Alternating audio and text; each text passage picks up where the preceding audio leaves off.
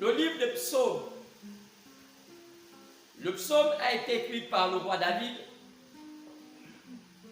dans son chapitre 60 au verset 14.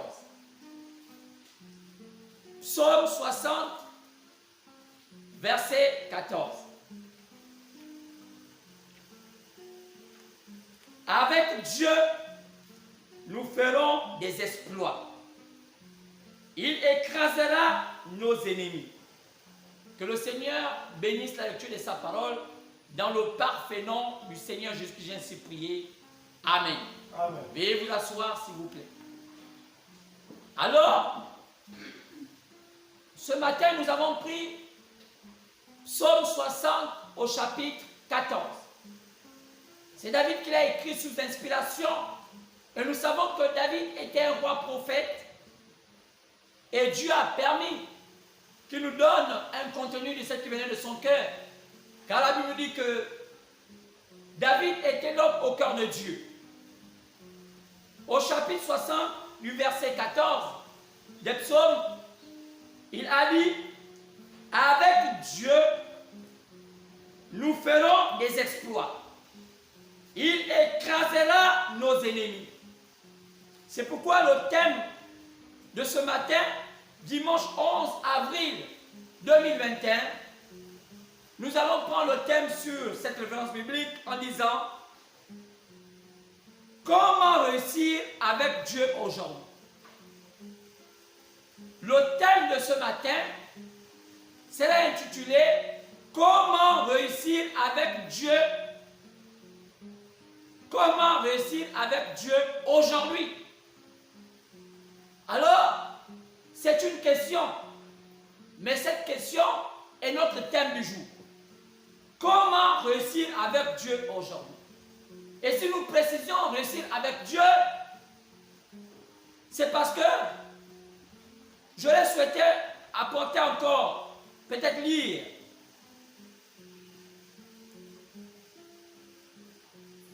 un chapitre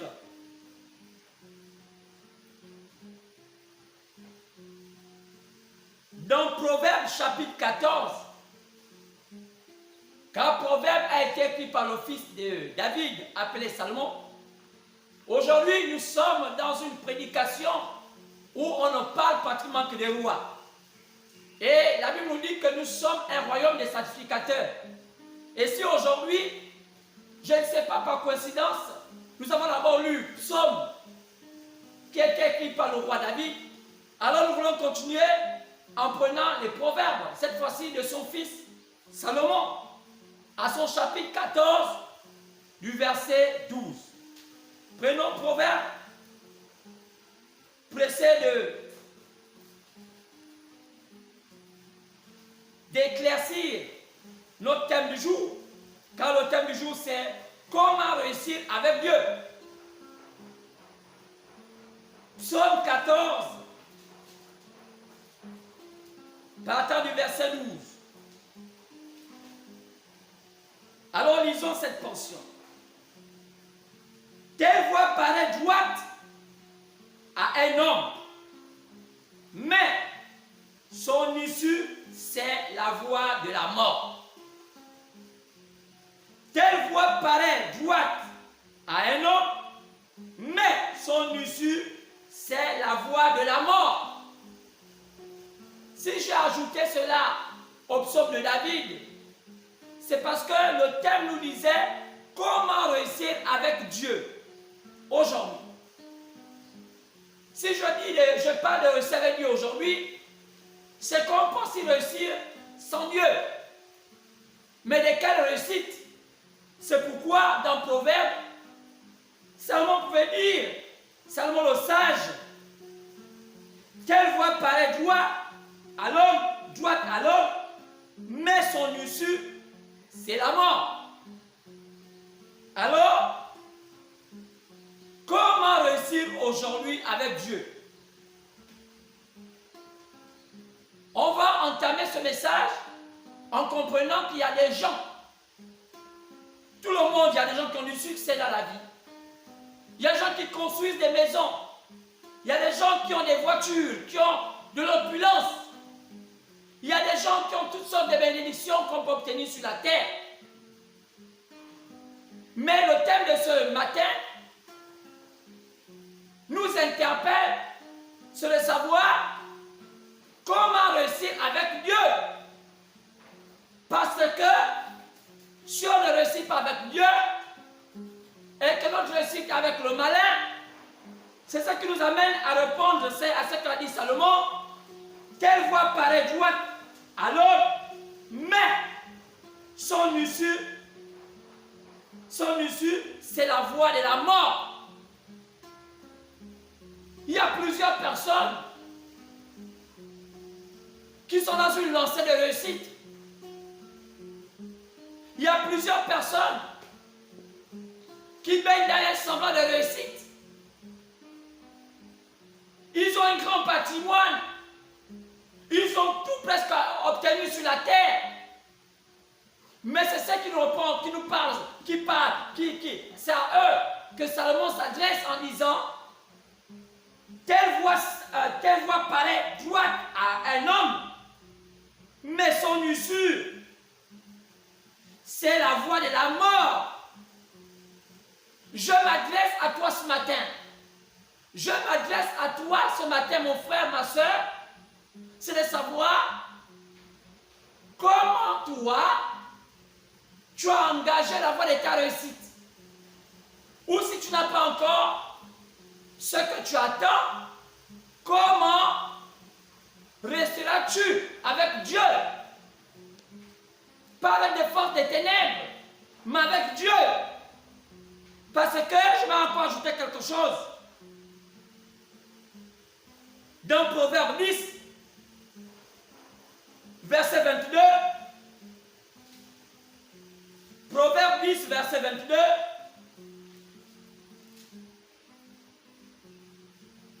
c'est la bénédiction de l'Éternel qui enrichit et il ne la fait suivre d'aucun chagrin. C'est la bénédiction de l'Éternel qui enrichit et il ne la fait suivre d'aucun chagrin. Donc, il y a des bénédictions qui sont suivies des chagrins et il y a des bénédictions qui ne sont pas suivies des chagrins. Et lorsqu'on regarde ici, on peut dire simplement qu'il y a des gens qui sont bénis, mais derrière ces bénédictions, il y a leur chagrin. Amen. Ils sont bénis. Ils ont des voitures, si on peut dire cela. Ils ont des maisons. Ils ont des habits. Ils ont des femmes. Ils ont des hommes. Ils ont des enfants. Mais malgré tout cela, il y a le chagrin qui accompagne ces bénédictions-là. Et seulement le sage pouvait dire que la bénédiction de l'Éternel, dans la bénédiction de Dieu, ne se fait suivre d'aucun chagrin. Lorsque Dieu te bénit, il n'y a pas un chagrin qui accompagne cette bénédiction. Tu te sens bien dans ta peau. On a vu des gens comme David. Dieu l'a béni. Dieu l'a élevé. Dieu a fait de lui l'homme le plus grand. Sinon le plus grand roi que le monde n'ait jamais connu. Mais il était béni et sa bénédiction ne le faisait pas suivre d'un chagrin. Il est mort dans sa vieillesse, dans la joie, dans la paix. Il a accompli ce dont il devait faire sur la terre. C'était Monsieur David. Et un jour, lorsque je vais le rencontrer, je dirai, mon frère David, tu étais un héros. Tu nous as montré l'exemple. Comment on doit être un vrai roi. Comment on doit être un vrai président si c'était aujourd'hui. C'est à nos jours, David devait être un président, parmi les meilleurs des présidents. Alors, mais, laquelle de bénédiction est suivie d'un chagrin? Laquelle de bénédiction est suivie d'un chagrin? Maintenant, allons-y à notre thème. Comment réussir avec Dieu? Je vous surprends, plusieurs personnes veulent réussir en tâtonnant. Plusieurs personnes pensée. Plusieurs personnes veulent réussir en empruntant leur propre voie. Plusieurs personnes veulent réussir en écoutant certaines personnes. Plusieurs personnes veulent réussir en imitant les autres. Plusieurs personnes veulent réussir en regardant la télévision.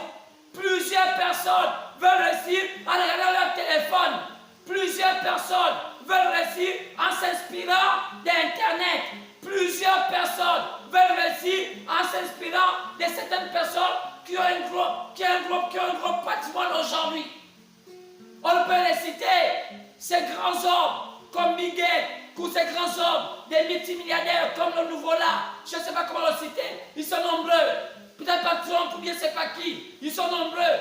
Peut-être même au Gabon, peut-être imitant notre président Ali Bongo. Oui, mais est-ce que cette voix est la voix de l'Éternel?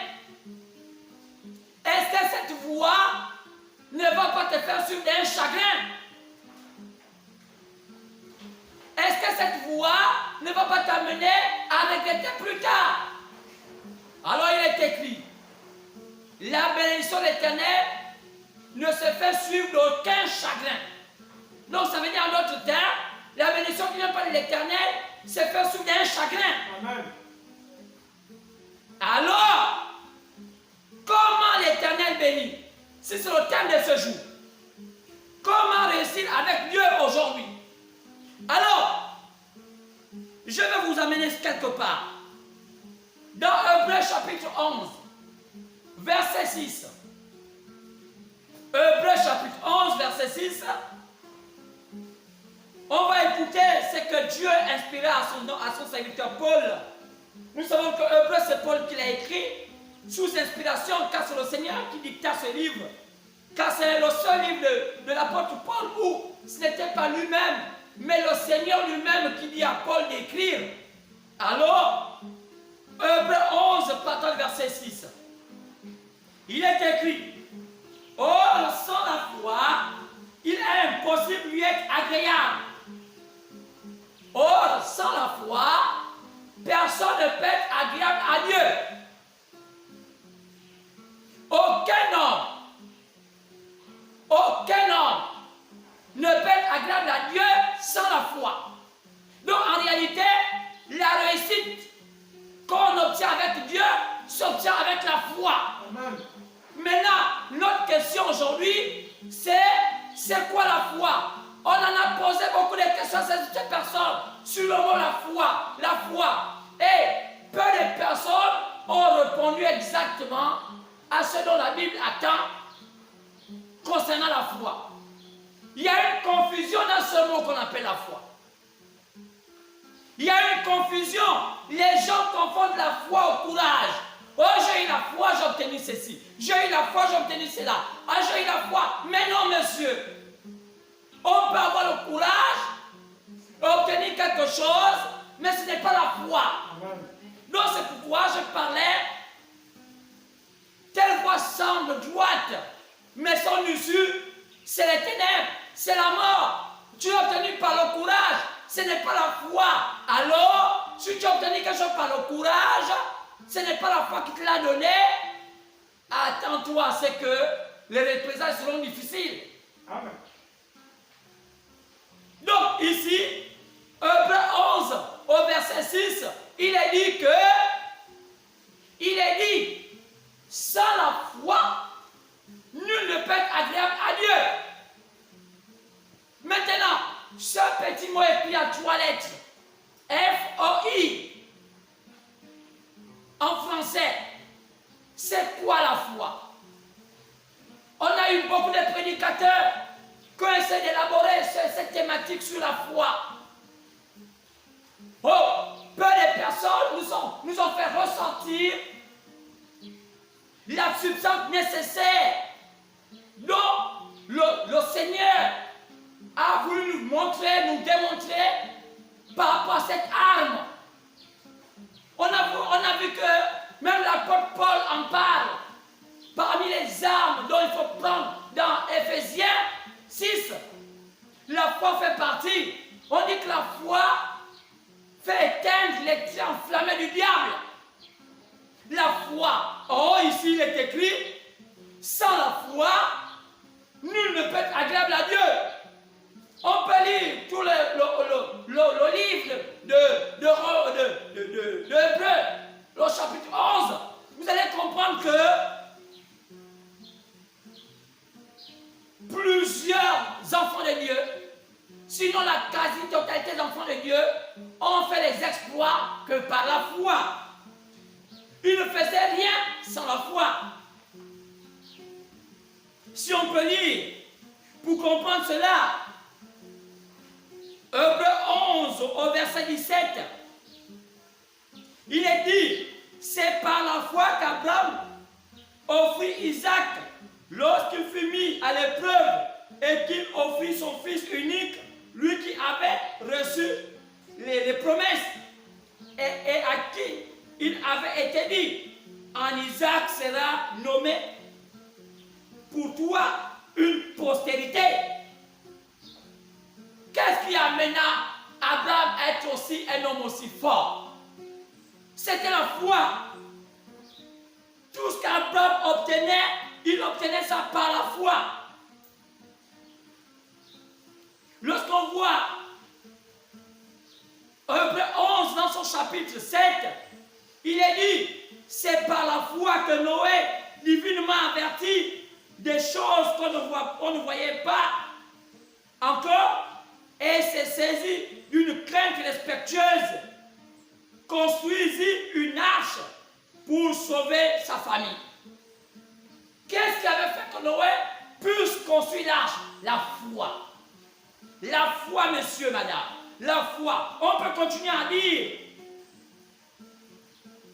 que dit au verset 20 du chapitre 11 d'Hébreux, c'est par la foi qu'Isaac bénit Jacob et Ésaü en vue des choses à venir. Que dit au verset 22 de Joseph, c'est par la foi que Joseph mourant fit mention de la sortie des fils d'Israël et qu'il donna des ordres au sujet de ses eaux. Que dire de Moïse au verset 23? Je parle de Hébreux 11. C'est par la foi que Moïse, à sa naissance, fut caché pendant 3 mois par ses parents parce qu'ils virent que l'enfant était beau et qu'ils ne craignirent pas l'ordre du roi Pharaon. C'est par la foi, verset 14, par la foi que Moïse, devenu grand, refusa d'être appelé fils de la fille de Pharaon et aimant mieux être maltraité avec le peuple de Dieu que d'avoir pour un temps les jouissances du péché. C'est un choix. C'est un choix. La foi, c'est quoi la foi? On va aborder cela parce que notre thème du jour, c'est comment réussir avec Dieu aujourd'hui. Si au temps passé, nos prédécesseurs, nos frères et nos sœurs réussissaient par la foi, qu'en est-il pour nous aujourd'hui? Maintenant, je vais dire, si c'est par la foi qu'on réussit avec Dieu, quelle foi aujourd'hui qui nous permet de réussir aujourd'hui avec Dieu?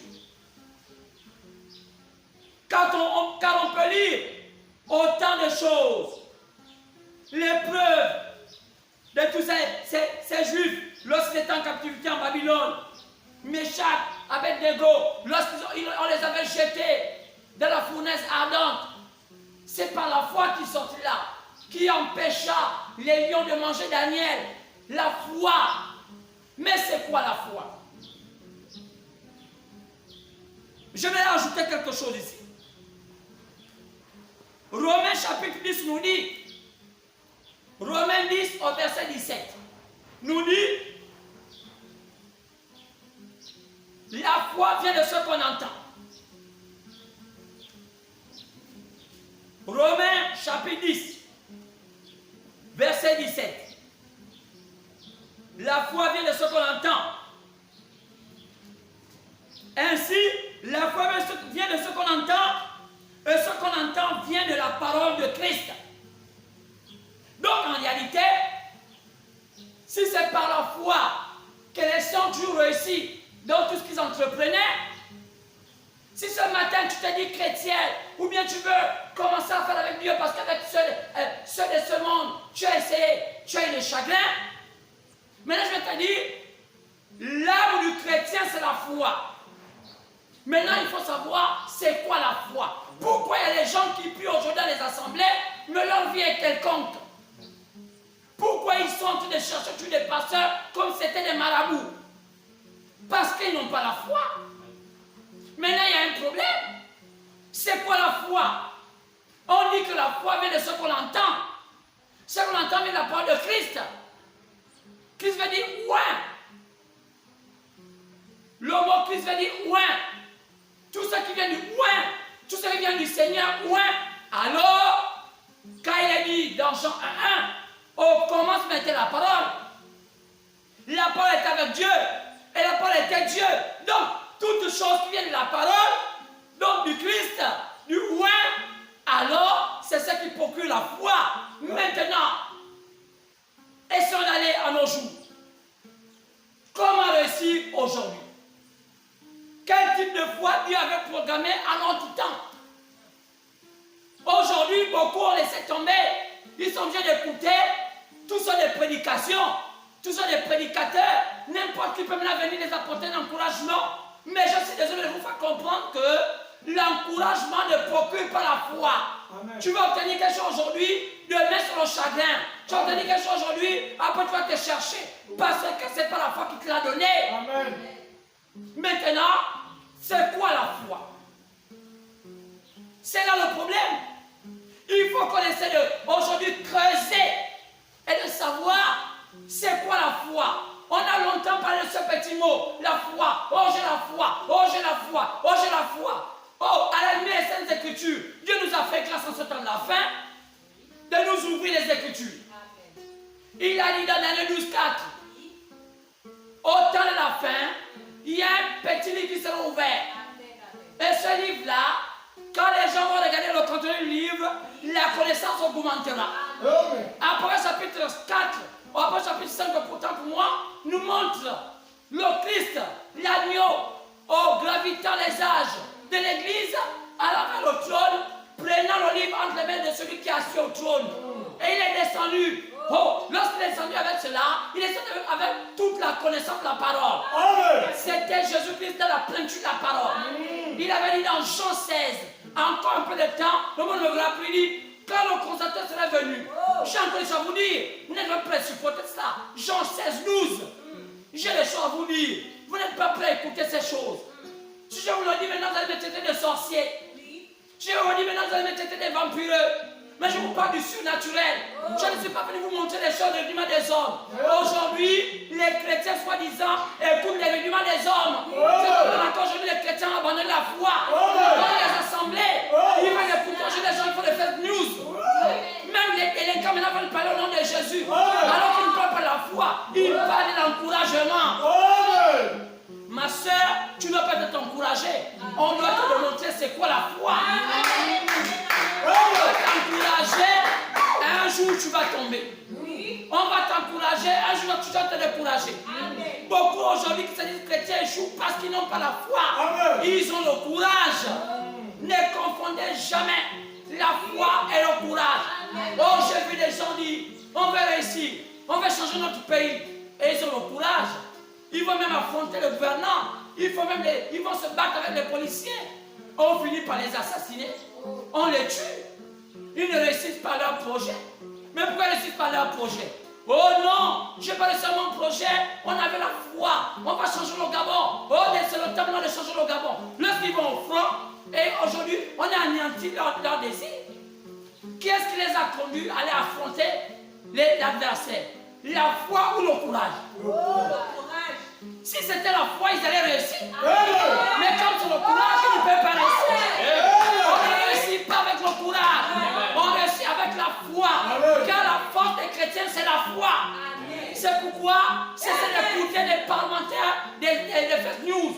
Écoutez, cessez d'être là avec des pasteurs qui vont vous être donnés, des délinquants qui sont des pasteurs qui vous pressent les rudiments des hommes. Les rudiments des hommes. Alors, c'est quoi la foi? Aucun enfant de Dieu ne peut réussir sans utiliser cette arme. C'est une arme que Dieu nous a donnée. Une arme qui ne faillit jamais. Si toi aujourd'hui, tout ce que tu entreprends faillit, c'est parce que tu n'as jamais utilisé la foi. Tu as utilisé le courage. Oh, vous allez voir pourquoi aujourd'hui, la plupart des jeunes femmes ne sont plus confiantes d'elles-mêmes. Elles veulent avoir ici belle, ici un peu, essayer de se farder. Parce qu'elles n'ont pas foi en ce qu'elles font.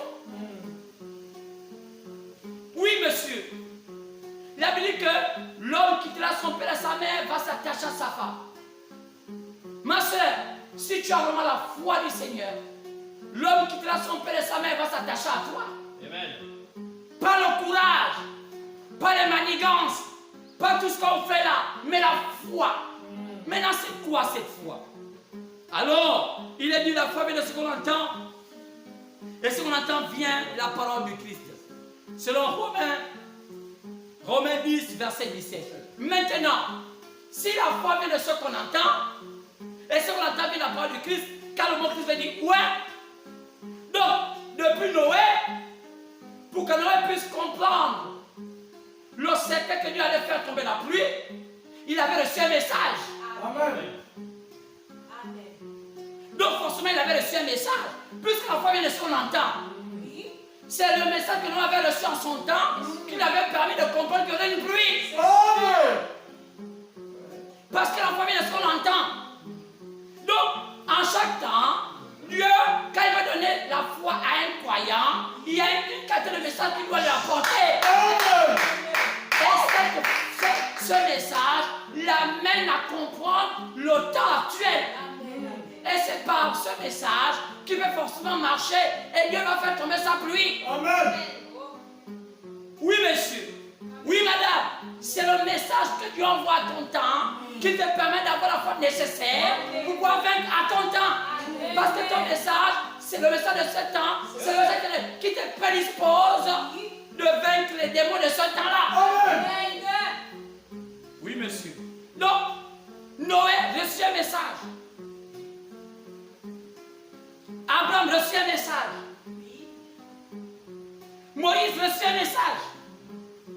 Joseph reçut un message. Esther, en son temps, lorsque le peuple d'Israël devait être maltraité et que Dieu l'utilisa pour pouvoir empêcher que le peuple d'Israël soit maltraité, reçut un message. Amen. Oui, monsieur, que dit Omi Esther? Qu'elle parlait de Ruth? Ruth était une Moabite. Elle était païenne. Elle avait abandonné sa famille. Elle était arrivée à un moment, elle était mariée à un homme qui était un Israélite. C'était le fils de Naomi. Alors on pouvait dire qu'elle accepta parce qu'il y avait un mariage, oui.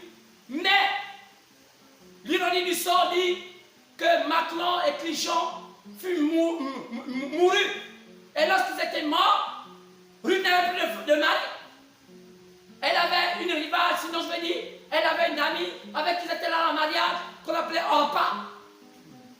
Ils avaient tous perdu les maris. Il y a des gens qui suspendent leur foi par rapport à une circonstance. Et on appelle ça la foi des circonstances. Amen. Donc si aujourd'hui, tu as une circonstance de faveur, tu appelles ça la foi. Beaucoup de gens aujourd'hui, ils ont les foi des circonstances. Amen. Si peut-être quelqu'un, un ami, a pu te donner une certaine somme d'argent, tu appelles ça j'ai eu la foi. Non, madame. Tu rencontres un jeune homme qui a vide de femme, qui a assez d'argent, il est riche. Et ce monsieur, un matin, parce qu'il t'a apprécié, vous avez eu un plaisir d'une nuit, il décide de te donner une grande somme d'argent. Mettons à la hauteur de 1 milliard. Tu obtiens 1 milliard, bien 10 millions, bien 100 millions de cet homme. Et toi, tu vas finir par conclure que c'est la foi. Non, madame. Non, madame. C'est pourquoi beaucoup de gens s'accrochent à cette foi des circonstances. C'est une voie permissible du Seigneur. Mais ce n'est pas une voie parfaite. Car ce monsieur n'était pas ton mari. Vous avez une relation et il a fini par te payer comme une prostituée. Maintenant, cet argent que tu as obtenu, c'est l'argent de la prostitution. Maintenant, ce n'est pas la foi. Non. Ne t'es contente pas d'avoir cet argent de tes mains. Parce que ça finira par s'effondrer. Ça va finir par disparaître de tes mains. Maintenant, je te répète, n'est pas une foi de circonstances. Alors, Noé a reçu un message. Moïse a reçu un message. Tous ceux qui ont obtenu la foi avaient un message approprié. Mais un jour, les circonstances de Ruth, c'est ça. Le mariage auquel elle s'attendait s'arrêta. Or, pas aussi la même chose. Les deux maris étaient morts. Il n'avait plus espoir, ni devant, ni derrière. Devant, Orpa et Ruth ne savaient pas où elles allaient aller. Elles n'étaient pas parentées à Naomi, qui étaient les Juifs. Elles ne connaissaient même pas qui était Israël. Elles étaient par alliance de mariage. Maintenant, qu'est-ce qu'il fallait faire après l'alliance de circonstances de mariage? Reculer ou avancer? Les circonstances disaient que Naomi était déjà vieille. Elle n'allait pas enfanter notre enfant. Donc elles étaient engagées à être des femmes sans mari toute leur vie. Elles étaient encore jeunes. Il fallait prendre des décisions. Dieu travaille avec des gens qui prennent des décisions. La foi ne peut jamais te rendre la vie facile. La foi t'amène à un endroit où tu sens que tu ne peux plus avancer ni reculer. Mais quand tu l'obtiens, alors tu ne peux plus jamais reculer. Tu avances. La foi ne faillit jamais. On posa la question à Ruth. Que décides-tu? Avancer ou reculer? Une voix dit à Ruth. Reculer, c'est la mort. Avancer, c'est la mort. Qu'est-ce que tu choisis? Elle dit, je crois que le fond de mon cœur me dit, il faut que j'avance. Une petite voix murmurait dans le cœur de Ruth en disant, avance. Je suis le Dieu qui pourvoit. Si tu m'as adopté comme un Dieu désormais, je vais pouvoir à tes besoins. Amen. Quel que soit ce qui va arriver, je vais pouvoir à tes besoins. Demande seulement à ta belle maman, Naomi, quelles sont les lois d'Israël. C'est Naomi qui donna le message du temps à Ruth. Amen. Naomi est un type de l'église d'Israël. Ruth est un type de l'église des nations. C'est Israël qui a transmis par adoption aux païens le vrai christianisme. Même si aujourd'hui, il est galvaudé. Aujourd'hui, c'est le christianisme que nous faisons sur la terre. Les païens ont embrassé le christianisme. Oh, un christianisme de Hollywood avec les États-Unis. Il n'y a qu'à voir comment se comportent les pasteurs des païens. Je veux parler africain, sinon de l'Europe. On n'a pas plus sur le christianisme. C'est comment de l'ambiance. C'est l'amusement. La spiritualité n'y est plus. Et les Africains ont embrassé cela. Un christianisme à la Hollywood. Les gens ont pour la crainte de Dieu. Comment voulez-vous accepter que les Africains qui étaient pieux, qui avaient la crainte des choses sacrées, vont laisser leurs enfants délinquants se mettre derrière les chairs et se dire pasteur? Maman. Mon fils Tophet, lui et moi on va s'affronter. Parce que les choses sacrées on ne joue pas avec. Comment les gens vont sacrer l'Afrique? Un continent qui avait la crainte des choses sacrées. Et pas n'importe quelle personne. Aujourd'hui, ils n'ont pas seulement pris n'importe quelle personne. Et ils ont même pris les pauvres jeunes filles, les pauvres femmes, les mettre derrière les chairs, les donner les titres. Pasteur, évêque, archevêque, bishop, toutes ces choses, prophétesse. Alors que dans les lois juives, il n'était pas permis qu'une femme se mette derrière la chair et prêche l'évangile. Mais où arrive cette genre de choses? L'Afrique a en train d'échouer. L'Afrique a en train de sacrifier sa génération. L'Afrique a en train de s'engloutir. L'Afrique est finie. L'Afrique est en train d'aller taper dans les ténèbres. Là, les autres continuent à échouer. Eux aussi sont en train d'échouer. Pourquoi? Ils n'ont pas de repères. Ils n'ont pas de repères, les Africains. Ils veulent imiter l'Occident. L'Occident a terminé avec leur temps. C'est terminé l'Occident. Ils ne vont plus jamais se relever. L'Amérique est morte. La France, sinon je veux dire, l'Europe est morte. L'Asie est morte. L'espoir était l'Afrique. Le dernier bastion de l'Éternel. Le type, la reine des sabbats. Cette femme qui avait parcouru des milliers de kilomètres, allait rencontrer la sagesse. Salomon. Ici, il y a plus que la sagesse. Jésus-Christ de Nazareth. Il y a plus que la sagesse. Le Seigneur de gloire. Et l'Afrique échoue. Alors, Ruth accepta d'aller affronter son destin. Qui communiqua à Ruth la foi? Naomi. Amen. Naomi a dit à Ruth, tu sais, je vais te dire quelque chose. Je vais te donner la foi. Comme la foi vient de ce qu'on entend. Écoute ce que je vais te dire. Chez nous, en Israël, dans notre tribu les Juifs, je suis les Judas. Mon mari est mort, c'est vrai. Mais je vais te dire quelque chose. On a vendu tous nos biens. Parce qu'Israël, là-bas, en Bethléem, on avait des soucis. On a vendu notre droit d'aînesse. On est devenu pour eux des esclaves. Mais il y a une loi. Selon Exode 28, sinon Exode 21, que lorsque on devient esclave, à la 7e année, on devient 6 ans esclave. À la 7e année, on doit sonner la trompette pour être libre. Maintenant, s'il y a quelqu'un à qui tu as vendu tes biens et que tu deviens esclave par rapport à celui que tu as vendu, alors il y a un proche parent qui peut racheter ces biens-là. Et je vais te dire, lorsque je regarde bien, en Israël, on a encore quelques proches parents et c'est les hommes bien. Parmi ces proches parents, il y a un homme qu'on appelle Boaz. Oh là là. Qu'est-ce que Ruth est en train de donner? Qu'est-ce que Naomi est en train de donner à Ruth? Donner la foi à Ruth. Ruth est en train d'écouter la foi qu'elle transmettait Naomi. L'église des païens doit aussi comprendre la foi qui a été transmise par nos pères les apôtres. Quelle était cette foi réelle? Pas la foi de pacotille, la foi de la sincérité, la pure parole. Alors, Ruth devait instruire, plutôt Naomi devait instruire l'église qu'on a perdue dans toute la pratique de la parole. Pas de la pacotille, de la pure parole, dans tous les détails de la spiritualité. Et Ruth, Naomi pouvait dire, c'est ceci, c'est cela, c'est ceci, et cela, et ceci. C'est sûr que Orpa, l'autre, ne voulait pas entendre parler. Elle voulait la facilité. Elle avait quitté un mariage, elle voulait un autre mariage rapide.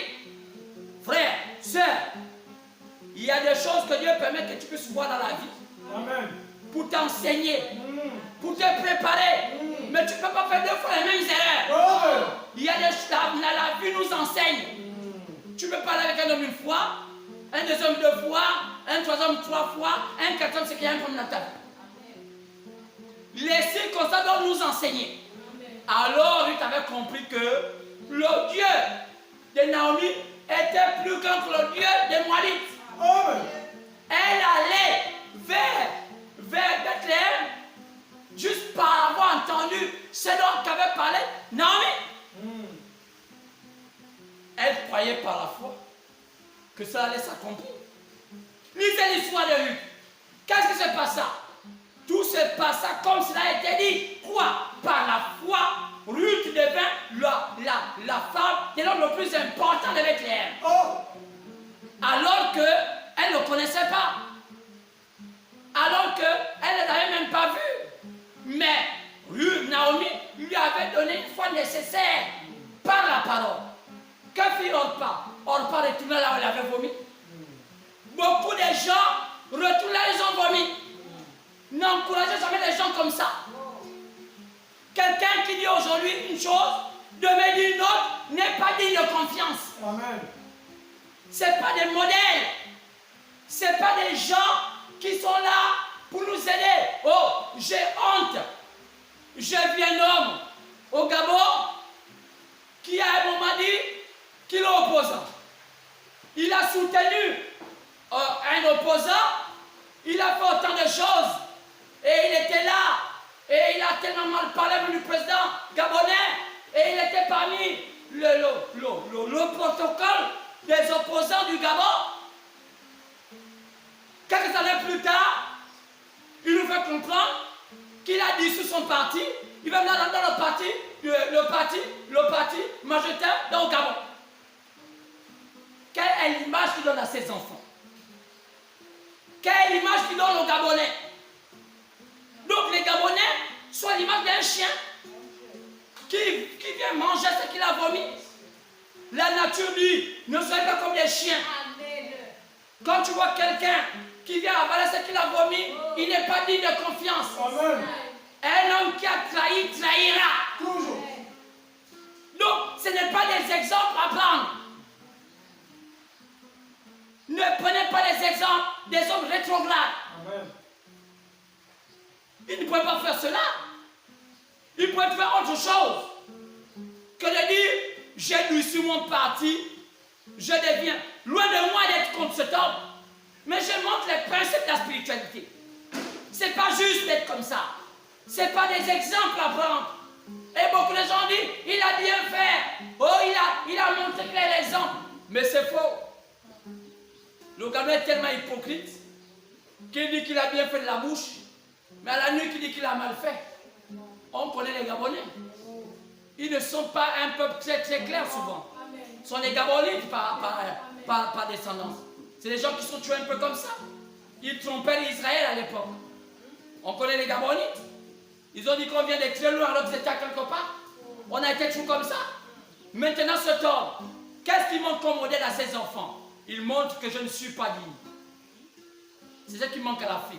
Il manque des hommes dignes, des hommes de parole, qui peuvent dire cela et ils tiennent à ce qu'ils disent. Voilà qui est terrible. Elle tient sa parole. Elle suivit Naomi. La foi vient de ce qu'on entend. On peut voir dans Matthieu, verset 9. Matthieu chapitre 9, verset 29. Jésus va guérir quelqu'un qui avait un problème des yeux, qui souffrait de cécité. Il était aveugle. Matthieu 9, 29. Qu'est-ce qui se passa? À Matthieu 9, verset 29.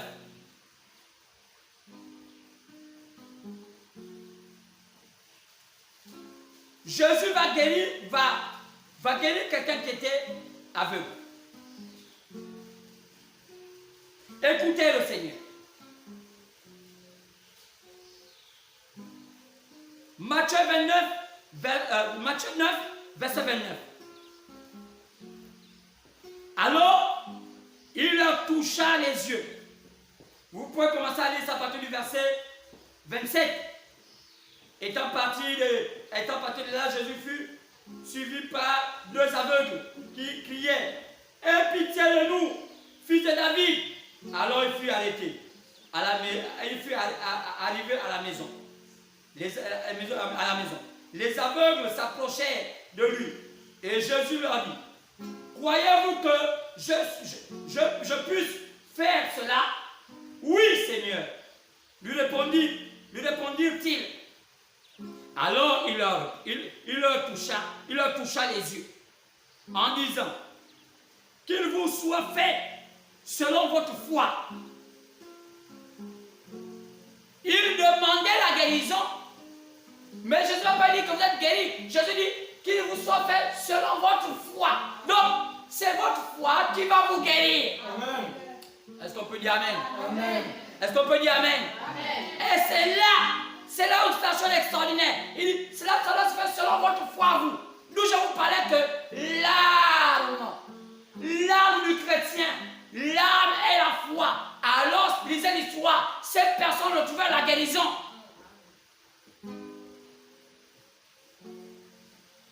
Et leurs yeux s'ouvrirent.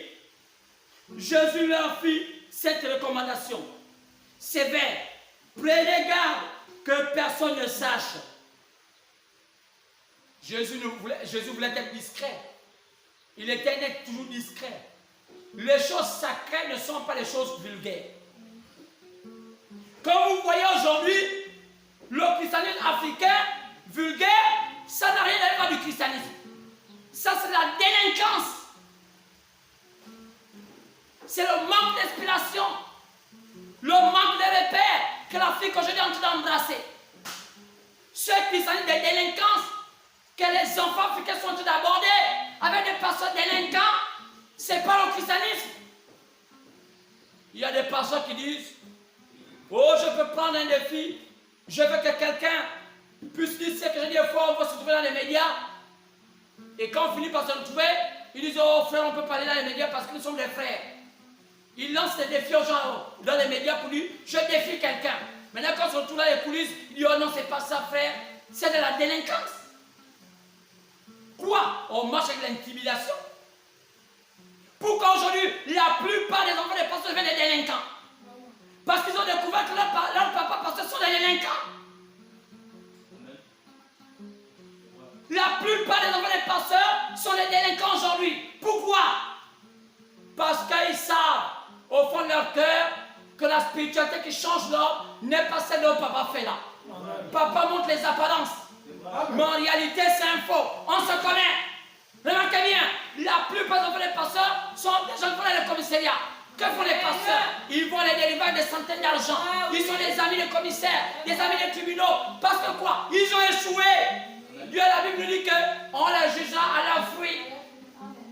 Pourquoi les enfants ne croient pas? Oh non, on n'est pas prophète chez soi, c'est pas la même chose.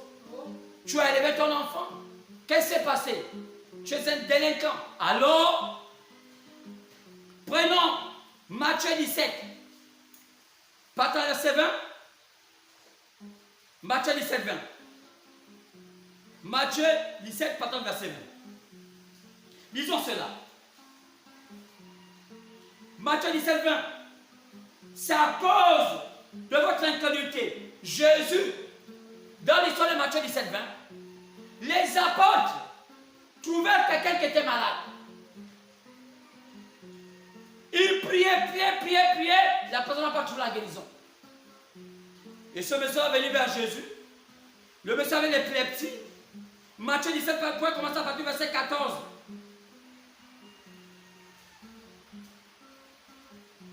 Et lorsqu'il fut arrivé près de la foule, un homme vint se jeter à genoux devant Jésus et dit: Seigneur, aie pitié de mon fils qui est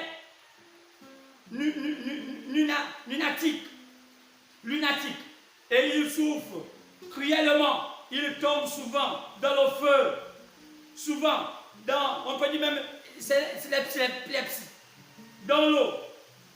Et je l'ai amené à tes disciples et ils n'ont pas pu le guérir. Jésus répond: race vipère, race incrédule, perverse. Répondit Jésus: jusqu'à quand serai-je avec vous? Jusqu'à quand vous supporterai-je? Amenez-le-moi ici. Jésus parla sévèrement au démon, car nous savons que toute maladie est un démon. Quand quelqu'un est malade, il est un démon qui le prend. Il n'y a pas une maladie qui n'a pas un démon. Toute maladie est du domaine des démons. Alors Jésus parla sévèrement au démon, qui sortit de lui, et l'enfant fut guéri. Alors les disciples s'approchèrent de Jésus et lui dirent en particulier: pourquoi n'avons-nous pas pu chasser ce démon?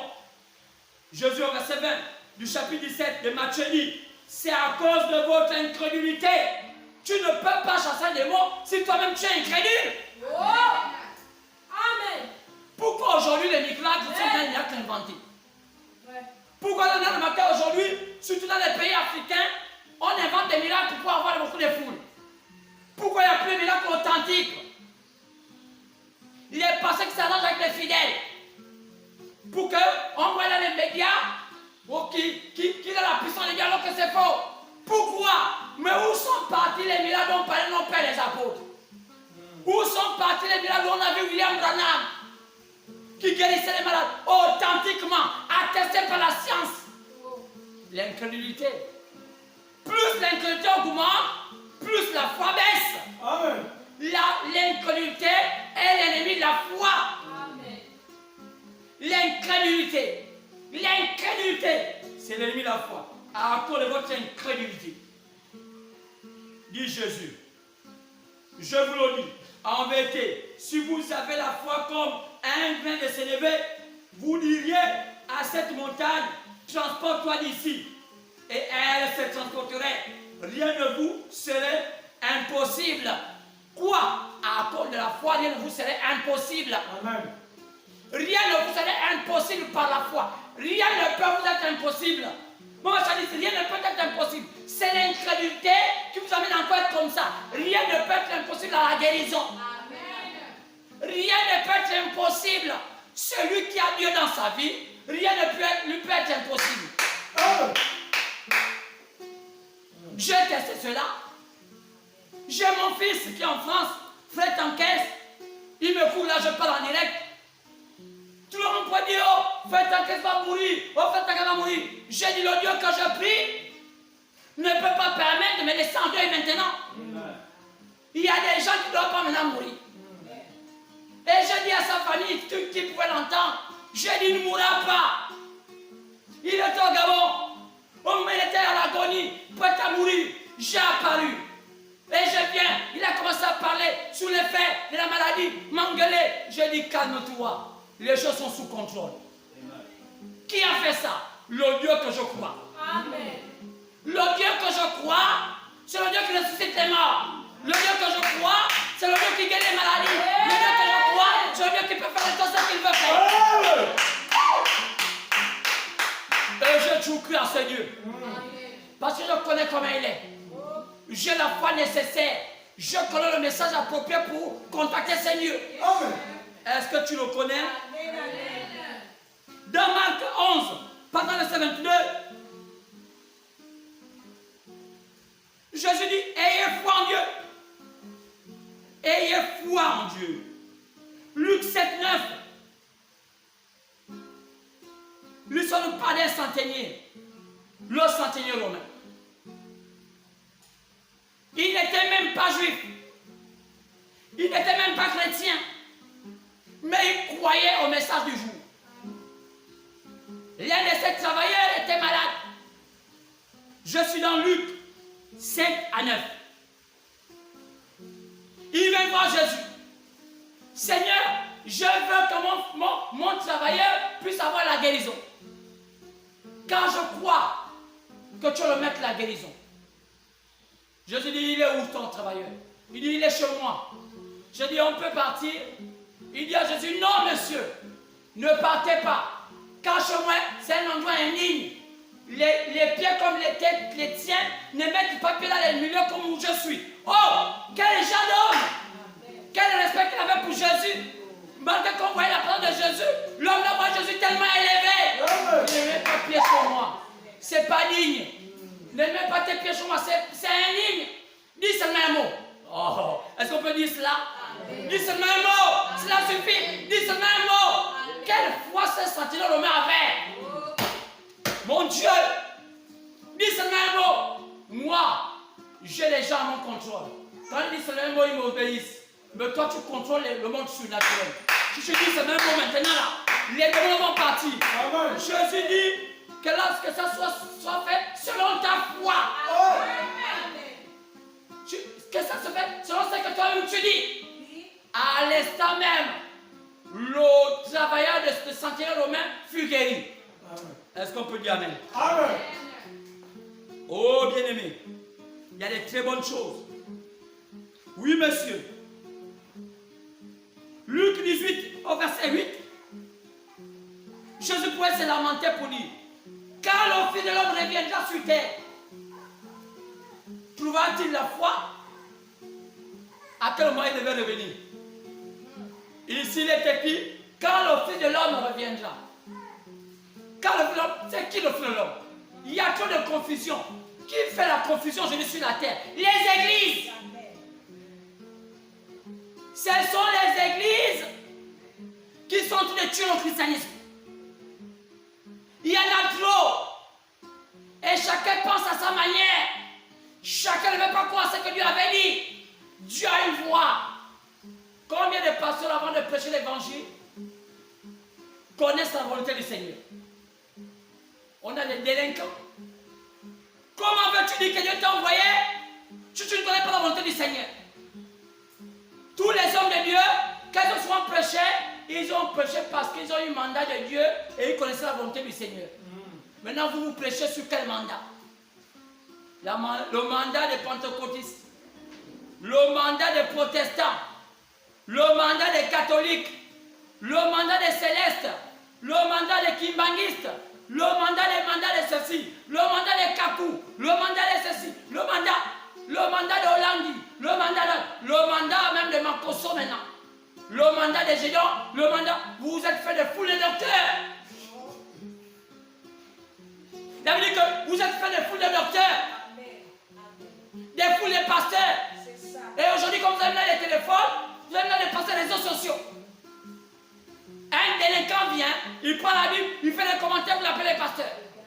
Un délinquant vient, il fait tout ce qu'il fait, vous l'appelez pasteur. Parce qu'il est éloquent. Soit il a grillé les cheveux, comme on voit celui-là, ceux de l'Afrique de l'Ouest, je ne sais pas l'Afrique, comment on l'appelle, l'Afrique du Sud.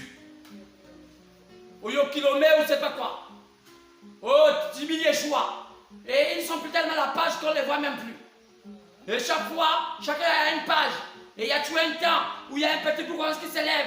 Il y avait Béni In. Et ce monsieur faisait tomber les gens avec le souffle. Après, qu'est-ce qui manque à ce monde? La foi. Il croit à tout. Sauf Dieu. C'est là le monde va. Comment voulez-vous penser que ce monde va se redresser? Combien sur terre aujourd'hui on a des vrais serviteurs de Dieu? Ils sont en train de tuer le monde. Je suis allé à Matthieu 24. Ayez peur de celui qui tue l'esprit, que d'avoir peur de celui qui tue la chair. Quand les maisons de lumière font des rituels avec des sectes des femmes, je vais parler de la franc-maçonnerie, surtout africaine, parce que la franc-maçonnerie européenne, elle est axée sur l'homosexualité. On voit des pères de famille qui sont homosexuels. Pour eux, c'est une manière de prendre des chakras, de plaisir et des étoiles des gens. Ça, c'est quoi au temps archaïque? C'est quoi au temps archaïque? Pensant qu'un père de famille qui est homosexuel, je vais dire pédé, va avoir un bonheur, c'est de l'illusion. À donner à nos frères, à nos enfants, cet esprit d'illusion. D'où la plupart des gens, jeunes gens, veulent devenir des hommes de lumière, sinon des francs-maçons. Parce qu'on va lui donner un VX, parce qu'on va lui donner ceci, on va lui donner cela. Mais ce n'est que l'illusion. C'est l'illusion. La franc-maçonnerie ne va pas avancer en iota. Je ne suis pas contre. Chacun est libre de choisir cette voie. Je ne crois pas que c'était le danger pour nous. Je sois dit ici au effort que la franc-maçonnerie ne parle pas le danger pour l'Église. Le vrai danger de l'Église, ce sont les religieux. Amen. Pas tant l'Église catholique, la mère, et des églises éveillées, les filles, donc les protestants. Les autres là ne sont que les embrouilleurs. Et c'est là le problème. Même si aujourd'hui les gens ont peur de la franc-maçonnerie, même si aujourd'hui les gens ont peur des francs-maçons, c'est là le problème. Les francs-maçons ne feront rien. Rien à nous amener à nous avoir peur. Les francs-maçons ne feront rien. Ils marchent avec l'illusion. Même s'ils placent leur étoile à l'est, même s'ils disent de mettre votre lit au sud, même s'ils disent de mettre des cravates vertes, rouges, oranges, ça, ils sont libres d'un peu imaginer des choses. Mais je ne crois pas que les francs-maçons soient un danger pour l'Église. Car les francs-maçons marchent dans le système communiste. La liberté, liberté du culte et toutes ces choses. C'est pourquoi, remarquez bien, c'est pourquoi la Bible nous montre, dans chapitre 17, que Dieu utilisera le pouvoir du communisme, ce même pouvoir qui a fait flamber la franc-maçonnerie, pour faire accomplir son plan. Cette corne qui va se détacher pour briser la grande prostituée. Il s'agit de qui? Si ce n'est le communisme, si ce n'est les francs-maçons qui a guerre aujourd'hui en le système catholique qui s'est enrichi, toute la terre entre ses mains, le commun monde entre le système catholique, les gens pensent qu'ils sont des belles robes, mais au fond, c'est l'argent. Ce n'est pas Dieu. Plein du spiritisme. Oh non, si ta mère meurt, on doit faire les messes de l'RTM, 10 messes, 20 messes, selon la somme que tu vas payer pour que ta mère puisse aller au ciel. Et les gens croient ça. Quelqu'un vit le mal, paye les messes, on dit après il est au ciel. Vous avez vu mon parent aller au ciel? De l'escroquerie. Et plusieurs personnes chaque année vont payer des messes, soit disant que leur parent est au ciel. C'est du mensonge. Le ciel se prépare maintenant lorsque vous êtes vivant. Amen. Si ce n'est pas le cas, vous allez dans les ténèbres. Vous n'êtes que le reflet de ce que vous avez pensé. Vous ne pouvez pas changer la pensée des morts. Le mort est mort avec ses pensées. Donc, dire qu'on achète les messes pour aller au ciel, c'est du mensonge. Dire qu'il y a un purgatoire où les morts attendent avant de partir de l'autre côté, c'est du mensonge. Oh, il faut canoniser les gens. Ça, c'est la bande des catholiques. Maintenant, les protestants veulent les éveiller. Eux, ils sont allés pire. Ils ont essayé de faire des prophétesses. Les femmes sont démontées des léchères. Elles séduisent les gens. Et ça marche. On vend. L'église se vend comme un fonds de commerce. Si tu veux que ton église prospère, prends quelques femmes, mets-les la chair. Et les gens apprécient ça. Parce qu'il y a des mollusques sous hommes qui sont là assis, en train d'apprécier les femmes, en train de s'exhiber à la chair. C'est mon pasteur. On en entendait un illustre pasteur gabonais disant qu'il est le premier pasteur qui avait comme pasteur sa propre femme. C'est une malédiction. Si moi j'étais son père parce qu'il est déjà mort, je l'aurais bastonné. Comment voulez-vous penser qu'un homme va dire que son pasteur c'est sa femme? C'est Akab. Parce que Jézabel c'était son pasteur. Jézabel était le pasteur d'Akab. Il y a encore des femmes qui sont des pasteurs des gens dans les foyers aujourd'hui. Celle qui tient le poing sur la table, elle dit aujourd'hui, je te fais le chantage, on ne dort pas ensemble. Je ne dors pas avec toi aujourd'hui parce que je me sens fatigué. On va dormir quand je voudrais. Frère, une qualité de femme, tu la fous à la porte. Amen. On ne négocie pas. Oh non, moi je veux qu'on négocie. Moi non, je veux qu'on fasse ceci. Moi non, je veux qu'on fasse cela. Non, on ne négocie pas. Oh non, moi je suis une fille de Dieu. J'aime quand on fait ça, on fait ceci. Ah bon, je suis à la porte. Aujourd'hui, il y a peu des hommes qui sont courageux, qui veulent envoyer ces femmes-là à la porte. Pourquoi? Parce qu'il n'a pas espoir. Il dit, mais est-ce que je vais encore voir comme ça plus tard? Qui t'a dit? Qui a créé? C'est pas Dieu. C'est pas Dieu. C'est Dieu. L'homme laisse l'homme. La femme laisse la femme. Faire de ta femme ton pasteur, c'est une malédiction. Tu es maudit. Tes parents t'ont déjà maudit. Et là encore, tu veux encore une deuxième malédiction. Et il y a des mollusques comme ça. Ils occupent des grands rangs, des grands postes. Quand vous les voyez, ils sont des femmes dans les foyers. Ils marchent comme des femmes, ils ont des gros ventres, ils ont des gros postérieurs, ils marchent avec des mains féminines et ils parlent comme des femmelettes. Il a du mal à taper le poing sur la table. Et c'est la femme qui porte la culotte. Et c'est pourquoi je donne bien des lois aujourd'hui au Gabon, où on dit maintenant désormais, la femme porte la culotte et l'homme porte la jupe. Et aujourd'hui, on a beaucoup d'hommes qui ont des jupes au Gabon. À part moi. Je ne porte pas la jupe. Même si j'étais en Angleterre, parce qu'on avait besoin de porter les jupes en Écosse. Je ne porterai pas leur jupe. Je ne porte pas la jupe. Amen. Même si c'était une loi. Je peux comment on fait. Moi, je ne porte pas la jupe. Amen. Et dans ma maison, c'est moi qui donne. C'est moi qui décide là où on doit habiter. Amen. Ça, c'est une loi que moi, le Gabon ne peut pas m'imposer. Moi-même, je construis. Ma femme ne contribue à rien. Elle n'avait qu'à construire la maison de ses parents. Et moi, je construis ma propre maison. Et là, je dis, montre-moi là où tu as contribué. Tu n'as pas les factures, non, allez. C'est moi qui décide. Si on doit aller à Kanda, c'est moi qui habite à Kanda. Si on doit aller à Oyem, j'habite à Oyem. Si on doit aller à Moula, c'est moi qui décide. La loi dit qu'on doit se constater pour qu'on puisse décider où on va l'habiter. Moi, j'ai mon mot à dire. Va dire ton mot, achète ta famille. Va te marier avec tes propres parents. Amen. Et je te chasse. Maintenant, montrez-moi un endroit où la loi m'impose des personnes qui vont me commander chez moi. Il n'y a pas une loi. Il y a un vide. Je pense qu'il doit encore compléter. Donc, on nous imposer à épouser les femmes. Donc, aujourd'hui, on ne les épouse plus. Donc, mon frère, quand tu vois une femme qui te dit que l'égalité des hommes et femmes, tu dis, écoute, moi, si c'est ça, on ne se marie pas. C'est réglé. Donc, la loi là, on l'épouse. Les femmes qui sont dans cette tendance, on ne les épouse pas. Les ceux qui sont dans la tendance, on doit commander, on les épouse. Signe le papier. Entre toi et moi qui commande l'autre. Toi, si. Je reconnais désormais, malgré la loi du Gabon, que mon mari me commande du matin au soir jusqu'à l'heure. Ok, si. On va légaliser à la mairie. Quand il y a des problèmes, je dis, voilà, il est arrêté. Oui, monsieur. La loi contourne la loi. Il y a une autre loi qui défait une autre loi. Donc, si nous, on n'a pas de loi pour voter ça à l'Assemblée, parce que nos gars à l'Assemblée, on les jupe, alors nous, on a demandé de faire les lois. La loi, c'est quoi? Ça dit, si on est entre nous, sinon on ne se marie plus. Désormais, là au Gabon, on a les copines. Parce qu'on dit copine, il n'y a pas de confiance.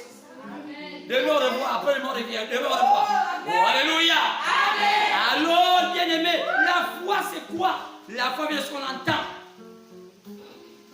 Jésus dit, quand l'homme reviendra, tu vas tirer la foi sur la tête. Comment Jésus revient au temps de la fin? Il est écrit ici, Matthieu 18, plutôt Luc 18, verset 8. Quand l'homme reviendra, tu vas tirer la foi. Qui est le fils de l'homme? C'est une des fonctions que je vais occuper.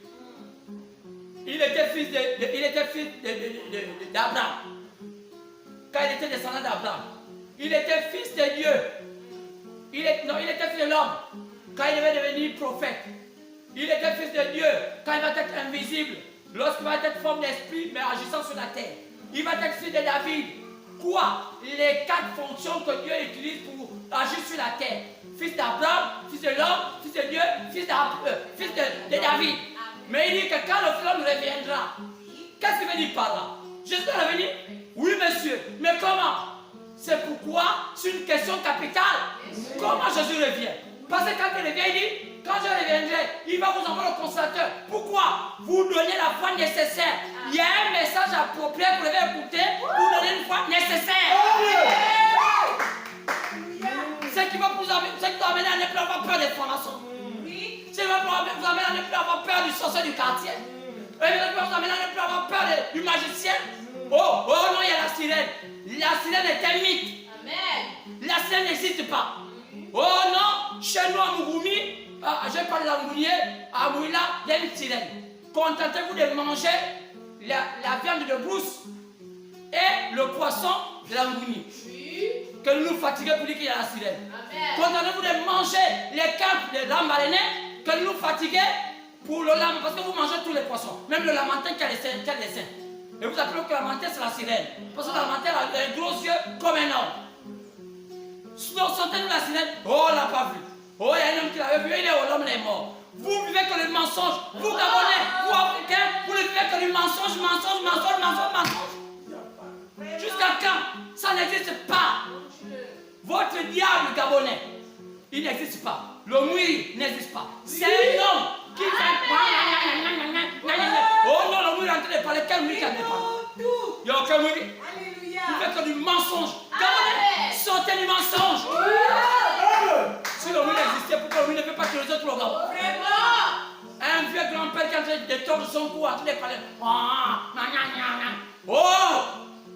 Oh non, le mouille est dangereux. C'est Bobolo, il fait comme ça. Mensonge. Vous partez au Bénin. Oh non, le vaudou est puissant. Vaudou est là-bas, quand je puissant. Oui, non. À part l'esprit de Mahomet, le vol, du banditisme que les Béninois font, et gardant le piton, malheur à vous. C'est quoi la foi? La foi, c'est ce qu'on entend. J'allais ajouter. C'est parce qu'il me manque de temps. Peut-être que dimanche prochain, on va ajouter. Parce que j'allais vous démontrer que à chaque temps, il y a une foi particulière. Au temps de Sarah, c'était une foi particulière. Au temps d'Agar, c'était une foi particulière. Au temps de Marie, c'était une foi particulière. À notre temps, il doit savoir encore une foi particulière. Chaque foi nécessite un message particulier. C'est pourquoi un pasteur qui prêche aujourd'hui doit avoir un message particulier qui est lié avec le temps. Et c'est ce qui délivre les gens, ce qui amène Dieu à l'existence et ce qui permet à ce que Dieu agisse parce qu'on écoute un message particulier. Oh! Est-ce qu'on peut écouter cela? Est-ce qu'on peut une grâce étonnante? Dimanche prochain, on va appuyer sur les différentes foi. Vous allez voir comment, quelle est la foi d'aujourd'hui. On appelle aujourd'hui la foi d'aujourd'hui la foi bombe atomique. Amen. La foi nucléaire. C'est pourquoi cette foi est appelée la foi parfaite.